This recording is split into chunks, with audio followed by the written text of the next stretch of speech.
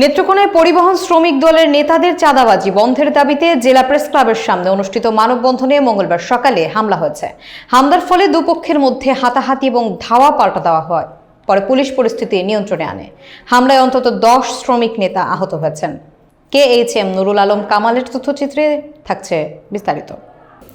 এ সময় সিনিয়র চালক সৈয়দ শাহজাহান আহমেদ ও জাতীয়তাবাদী শ্রমিক দল জেলা শাখার সাবেক আহ্বায়ক হাবিবুর রহমান বলেন, শ্রমিক দলের সাধারণ সম্পাদক তারিফুর রহমান রিপনের নেতৃত্বে পরিবহন খাতে ব্যাপক চাঁদাবাজি চলছে। প্রতিবাদ করতে গিয়ে তৌফিক আহমেদ সহ কয়েকজন হামলা চালিয়ে নান্টু মিয়া, আজগর আলী, সুজন মিয়া, সাদ্দাম মিয়াকে গুরুতর আহত করে এবং তাদের হাসপাতালে পাঠানো হয়। গত শনিবার চাঁদাবাজির ঘটনায় তারিফুর রহমান রিপনকে কারণ দর্শানোর নোটিশ দিয়েছে সংগঠনের কেন্দ্রীয় কমিটি। পরিবহন শ্রমিকরা রিপনের চাঁদাবাজি বন্ধে জরুরি ভিত্তিতে প্রশাসনের হস্তক্ষেপ চাচ্ছেন।